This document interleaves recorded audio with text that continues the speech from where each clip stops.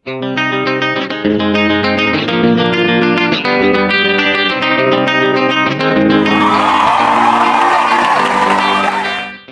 Indonesia siap libas tim mana saja di semifinal, usai gilas Filipina 1-2.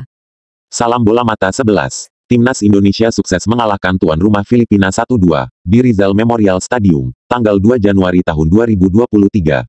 Tampil dengan skema andalan 4-2-3-1, dengan materi pemain yang sedikit berbeda, tampil dominan dan percaya diri terutama di babak pertama. Di posisi penjaga gawang, Nadeo Argawinata masih menjadi andalan, meski hanya bermain 20 menit saja. Setelah berbenturan dengan pemain Filipina Stefan Srok, harus menepi dan digantikan Syahrul Tisna Fadilah. Absennya Jordi Amat akibat akumulasi kartu kuning. Sesuai prediksi, Rizky Ridho dipasang bersama kapten tim Fahrudin Arianto di posisi center back, di sisi kanan Asnawi Mangkualam dan di kiri diisi Pratama Arhan. Dua gelandang bertahan ditempati Mark Klok dan Ricky Kambuaya. Tiga gelandang serang yang dipasang Witan Sulaiman, Marcelino Ferdinand dan Sadil Ramdhani, sedangkan satu striker di depan, dipercayakan pada Dendi Sulistiawan. Filipina yang bermain mengandalkan counter attack, sempat melakukan tekanan di babak pertama. Namun kesempatan didapat Pratama Arhan, untuk melakukan lemparan jauh bola outnya, justru menjadi asis bagi lahirnya gol, melalui sundulan kepala Dendi Sulistiawan menit 21. Gol ini menjadi gol kedua buat Dendi, di ajang AFF 2022. Gol kedua Timnas Garuda lahir dari kerjasama apik, melalui pergerakan 1-2 Asnawi Mangkualam, Sadil Ramdhani dan Marcelino Ferdinand yang mampu menerobos pertahanan Filipina dengan pergerakan eksplosif, dan pemain 18 tahun ini, mampu mengkonversinya menjadi gol menit 43, melalui akurasi sepakannya yang gagal dijangkau kiper Filipina. Keunggulan 2-0 bertahan untuk skuad Garuda, hingga menit akhir babak pertama. Di babak kedua, Filipina coba bangkit untuk mengejar ketertinggalannya. Pergantian pemain yang dilakukan Joseph Ferre, cukup berhasil terbukti. Sebastian Rasmussen, mampu memanfaatkan umpan lambung Stefan Srok di depan gawang yang gagal diselamatkan Syahrul Tisna, dan mengubah skor menjadi 1-2 menit 83. Pergantian pemain di kubu Timnas Indonesia sendiri, dengan memasukkan Egy Maulana Fikri, Yakob Sayuri, Rahmat Irianto, dan striker Gaek Ilijas Pasojevic, memang sempat merepotkan Filipina, dan menciptakan beberapa peluang gol. Namun lagi-lagi, penyelesaian akhir masih menjadi kelemahan skuad besutan STY. Wajah kekecewaannya kembali nampak di laga ini, meski hingga menit akhir skor tidak berubah untuk kemenangan Indonesia 1-2. Marcelino Ferdinand dan Dendi Sulistiawan, pantas menjadi man of the match di laga ini. Bukan hanya bisa mencetak gol, keduanya tampil mobile sepanjang laga, dan sangat kontributif bagi permainan Indonesia.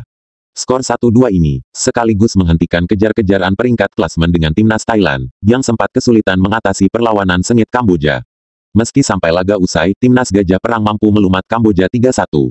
Hasil yang wajar, mengingat skuad besutan Mano Polking bermain di kandangnya sendiri. 3 gol dicetak masing-masing oleh pemain veteran Terasil Dangda melalui titik putih menit 42, dan menit 90+2. Dan 1 gol tambahan dicetak oleh Sumanya Purasai menit 50, 1 gol balasan Kamboja lahir dari Chanta Eseng, menit 68, 2 gol tambahan Terasil Dangda, menempatkannya menjadi top skor sementara Piala AFF 2022, dengan 5 gol. Hasil laga ini pun menempatkan Timnas Thailand sebagai juara grup, unggul selisih gol atas Timnas Indonesia. Dengan demikian dipastikan Thailand akan menghadapi runner-up grup B, yang potensinya kemungkinan antara Singapura atau Malaysia, yang baru akan digelar tanggal 3 Januari tahun 2022 pukul 19.30 waktu Indonesia Barat. Timnas Indonesia sendiri akan menghadapi juara grup B di babak semifinal Piala AFF 2022. Sejauh ini, lawan Timnas Indonesia di semifinal memang belum diketahui secara pasti. Namun, besar kemungkinan, skuad Garuda diprediksi akan menghadapi Vietnam, yang merupakan kandidat terkuat juara grup B Piala AFF 2022, mengingat skuad Park Hang-seo, selain memuncaki klasmen, The Golden Star Warrior unggul jauh dari secara perolehan golnya, dan diprediksi tidak akan kesulitan, bermain di kandangnya sendiri menghadapi Myanmar. Meski tidak menutup kemungkinan, mereka bisa saja dipermalukan Myanmar, dan tergusur ke posisi runner-up, dan harus berjibaku menghadapi juara grup A Thailand.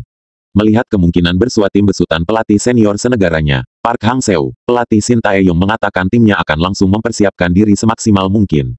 STY menargetkan skuadnya, untuk bisa menuai kemenangan di semifinal, agar bisa tembus final Piala AFF 2022.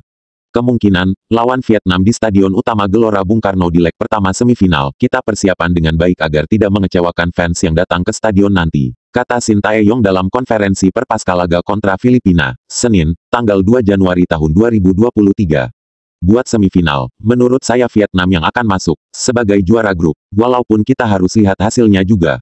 Kita akan mempersiapkan dengan baik, sambungnya. Meski menang, mengucapkan selamat, dan berterima kasih pada semua anak asuhnya, yang telah berjuang maksimal selama fase grup untuk lolos ke semifinal. STY mengakui timnas Indonesia masih memiliki kelemahan yang belum bisa diatasi anak asuhnya, yaitu masalah di penyelesaian akhir.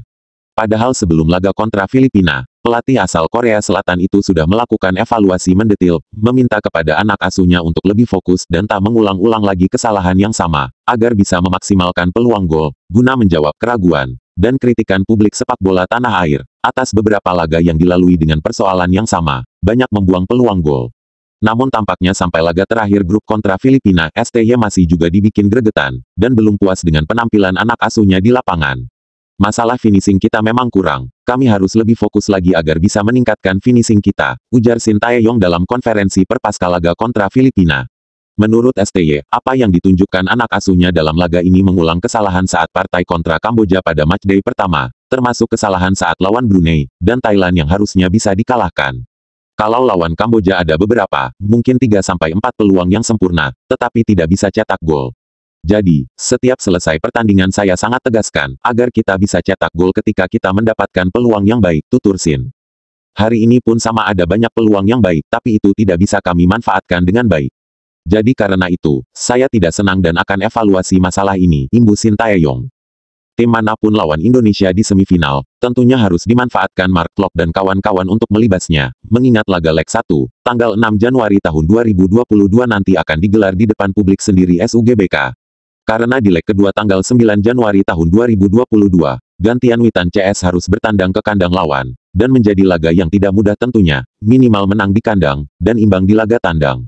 Agar bisa lolos ke partai final, meski target kemenangan, wajib diusung pasukan merah putih di semua laga, demi misi juara AFF 2022. Kita sama-sama tunggu hasil laga pamungkas yang menentukan di grup B antara Malaysia versus Singapura, dan Vietnam versus Myanmar.